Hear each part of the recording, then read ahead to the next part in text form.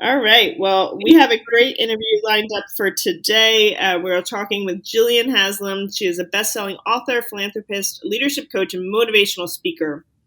Her memoir, A Voice Out of Poverty, details her extraordinary story of growing up in Calcutta, where she faced a bruising childhood of extreme poverty, malnutrition, and disease. Her gift of seeing beauty among the grit led her to rise to success at Bank of America and launched her career as an internationally renowned leadership coach and motivational speaker.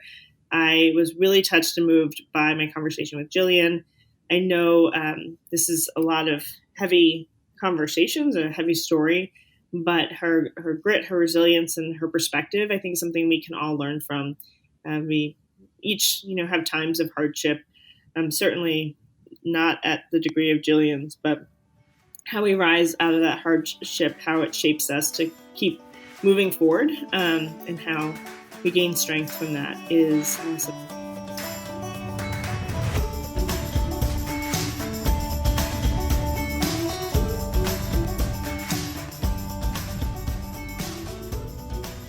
Hi, Jillian, and welcome to the Elevate podcast. Thank you so much for having me. It's an incredible honor to be here today. Jillian, let's get started learning a little bit more about you. Would you mind sharing a bit about your story and how you got to where you are today? Yes, of course. My father served in the British Army in World War II, and his parents moved to India. My mother moved with her parents too. They met in India, and all of us, unfortunately, we were mainly girl children. And after India got her independence in 1947, um, we were reduced to abject poverty. We lost a job, house, everything. And we were reduced to living under a flight of stairs. And as I said, many of us were girl children, so it wasn't very easy. My parents lost 4 children to abject poverty, malnutrition, all before the ages of 6 months. It was as though they took one of us and left one of us, so to speak. And I came along, and my little sister Vanessa just after me. And as far as I can remember, we were moved from one place to the other. My mother took us to many people's houses. Sometimes they took us in, sometimes they asked us to move on because they couldn't keep us anymore. And then we stayed under a flight of stairs, and then we moved to a proper slum under the flight of stairs. It was like a communal area where people washed their clothes, bathed their children, things like that.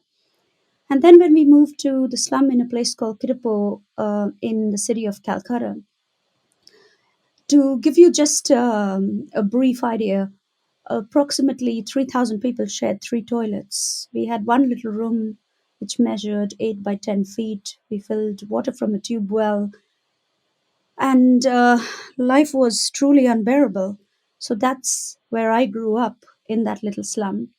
That's where we almost lost my little sister Susan, but fortunately she lived and she's now married in Australia.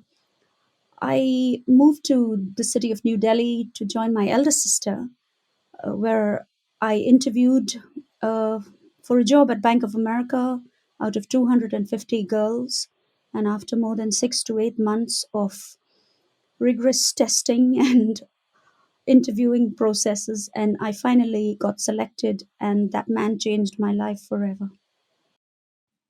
Thank you so much for sharing. You must have such grit and resilience after growing up, facing such hardships and loss, and then kind of finding this path to New Delhi and Bank of America. Yes. What role did you start at Bank of America? It was a role for an executive secretary to the CEO. And that's why there were 250 girls for the role. In India, to get such a job is like one of the biggest honors of your life, because it's like working. It's equivalent to working for the Queen of England. Really, it's such a big job there. And from there, I went to being the office manager, and then I went to being the head of charity and diversity, and so on and so forth, until today I have a 23-year career in banking, and I've worked for Bank of America, Morgan Stanley, ABN AMRO, and RBS. Wow. So I know, Jillian, that you also can add to your resume an upcoming book, A Voice Out of Poverty, The Power to Achieve Through Adversity. Yes. Why did you, I mean, I can guess, but what compelled you to write this story? Well, when I got my job at Bank of America, they were very influential people and very senior people in the banking industry that actually changed my life. My first boss at Bank of America, my boss at RBS, my boss at ABN AMRO. And since the time I was a little girl, I know many little girls had dreams to be doctors and engineers and teachers and, you know, everything else. But I just wanted to, I just had this burning desire to help as many people as I possibly could. And that may have been because my mother was highly charitable. That also may have been because I just grew up in a place where there were just hundreds and hundreds of children that had nothing. And we were just taught to share everything. So uh, when I got the opportunity to join a bank, and all these people were so helpful, and they helped me every step of the way to get to where I am today, I knew that it was something I had to do, and that is why I personally define success as not just the act of making it through, um, but rather the act of reaching back and taking others with you. And that's what I do every day of my life. I am determined to go back and help many, many girls out there to change their lives. And what are some of the ways in which you do that? Well, some of the ways we do that is, first of all, many of the girls over there, if you were to ask them a question of what do you really want in life, they'll say, ma'am, just to help our families. So many of them are really at the very bottom of the ladder. And so we help them with skills, we help them with education. We follow a program called Education, Empowerment, and Employability, which is an E3 program. And that helps when they come in, we kind of try to ask them, what are your strengths, what are your weaknesses, what are you good at, whether you can speak English or not. So if you can speak English, then you can do a secretarial course. If you can't speak English, then you can do a beautician course. And we have very, very many courses based on this E3 program that we offer them.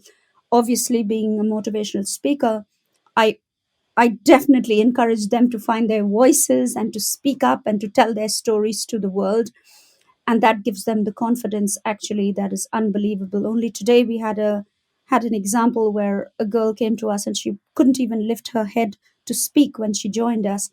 And today she delivered her first speech to more than 50 girls to open another center for us. And that's how we empower these girls to go forward, not just to help themselves, but again to take others with them. Jillian, how did you find your voice? Well, that's a great question. When I was very little, living under the flight of stairs, my sister Vanessa and myself, we got very ill because we were living in absolute squalor.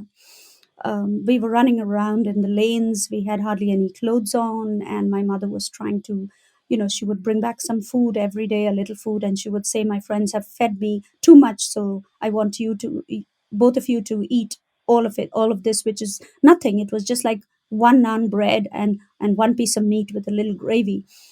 And we got very ill, and my mother asked one of her friends to look after us.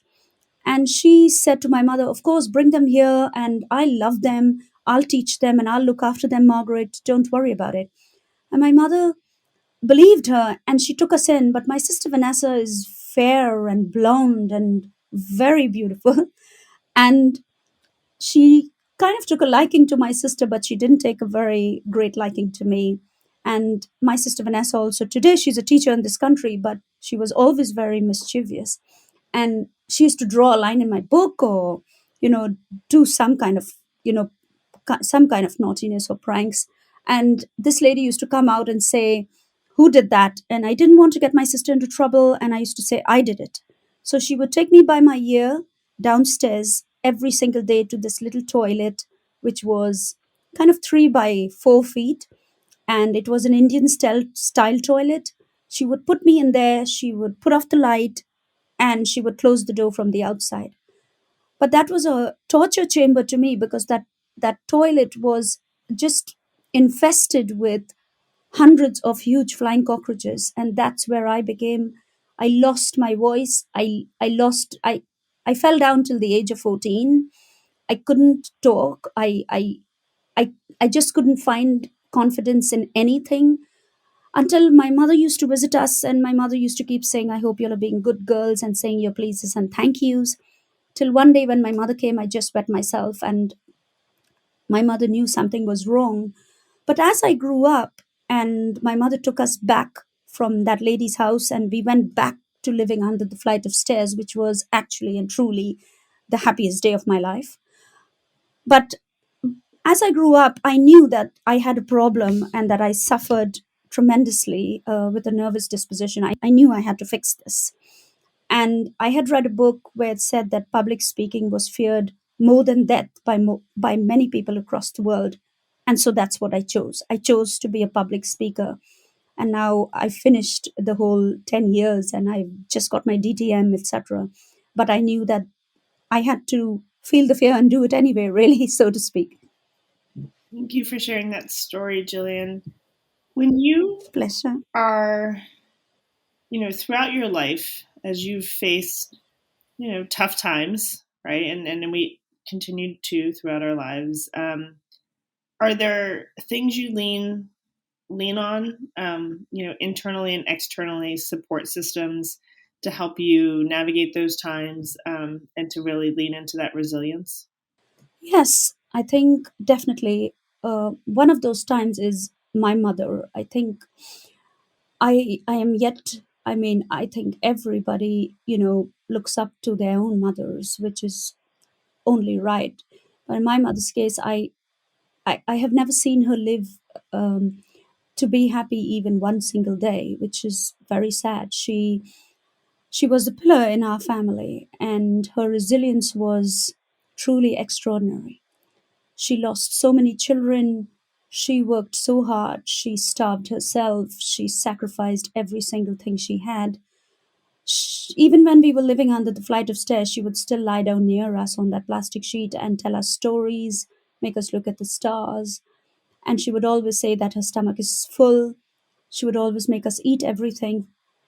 When we moved to the slums, she would make us little Easter baskets with old greeting cards. She would ask us to go to all the tailor shops in the area and gather all these rags from under the tailor shops and the machines that they have. And we would bring it home, and she would stitch these beautiful quilts and coats for us. And there's a picture of the coats in my book. And she would always find the positives in even in the darkest possible times. And I have never seen somebody be able to do that. And for me, I think her resilience was second to none. And that's why I love Dolly Parton so much, because even though we were so many thousands of miles away, but my mother always used her as an example to show us the meaning of resilience and how we should use that in our own lives. Is your mother still with us today? No, unfortunately not, and that's one of the biggest regrets I have. I had never had the opportunity to say thank you to her for sacrificing so much. Um, and neither did I ever get a chance to do anything great to make her smile. And unfortunately, I lost her to cancer when she was just 53 years old. Well, Jillian, I'm sure I believe she knew, how much you appreciated it. Just hearing you talk about her, uh, it's such a powerful, just sentiment and feeling I'm feeling from you. Has has your sister Thank read you. the book? Most of my sisters have read the book, yes. Yeah, and what did they think about it? I mean, it's their story. as much as yours as well. But it's through your lens and your experiences, and so I always find it's interesting, how our own identity helps to shape that narrative and that story, and I wonder what their thoughts were on the book. All my sisters are very, very close to me. We are very close. I have managed, fortunately, in life to be there for all of them, and they have equally, been there for me, especially my little sister Susan, who's now married in Australia. I saved her life when she was brought home from the hospital, and the doctors had given her just 3 days to live. And I ran to a tea shop and asked him for milk every day, and he gave me that milk after a great struggle. But it's the milk that helped me to save her life, so she's eternally grateful. My sister Vanessa, who grew up with me, my sister Donna, whom we grew up with in Dum Dum, and all my sisters. I think my mother was a highly charitable person. She would take every stranger off the street and bring them home and ask us to live with them. And sometimes we would say, Mom, we've got such a tiny room and we are already 5 children in this room with 2 parents. How many more people you're going to bring here? And these are strange men you're bringing into this little room. And my mom always used to say, what 5 can eat, 6 can eat. And just shift up, make another bed, make a little place, and just let him lay his head down. We should share everything we have. And even when I wrote the first edition of my book, and it made it to the front page of the Telegraph and the Independent and all of that, and I was interviewed on the BBC, etc. I had people from across the city in Calcutta trying to contact me just to say thank you to my mom for all that she had done for them. So I think a lot of who my mom was has remained with us. So my sister Vanessa today looks after 2 children who are not her own. They are fostered. My sister Barbara works only with the aged and disabled people. My sister Donna, she was the one who was almost kidnapped in Dum Dum, but she works with autistic children. All my sisters are highly charitable, thankfully. That's an amazing legacy for your mom and Yeah. the example she set and the impact she's had. I know that you have also given a TED Talk. Yes, 6 TED Talks. 6 TED Talks. Wow, I need to update my information. My Oh, no, goodness. no, no, don't worry. They call me the serial TED Talk speaker in the UK, and I try to move away from that. Well, and what was that experience like? The TED Talks are just so powerful, and you're just leaning into a specific message, perspective, story that you want to advocate for. What were some of the topics of your TED Talks? Well, there were so many topics. One of it is never give up on other complete rubbish. And this is the TED Talk that I think that was my very first TED Talk actually, and it was in Stormont in Ireland. And if you've looked at the Stormont building in Ireland, it's this huge, magnificent building. It's really and truly majestic, and it's up on this hill.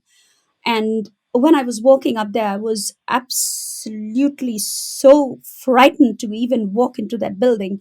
And then over dinner, they shared the agenda with us, and it was only lords and ladies and entrepreneurs and heads of the police department and all very senior people. And there was me, just had done a public speaking course, had the desire to speak, had done a few training programs, and I was there.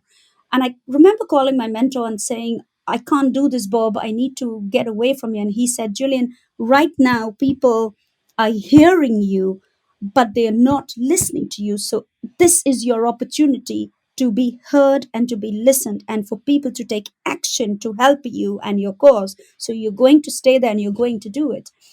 And I remember getting on stage and watching those numbers going into the hundreds of thousands where people were logging on online, as well as the entire um, auditorium was absolutely packed with people. And I was so scared, and I thought, I'm never going to stand a chance with them. But I delivered the talk, and it's on YouTube.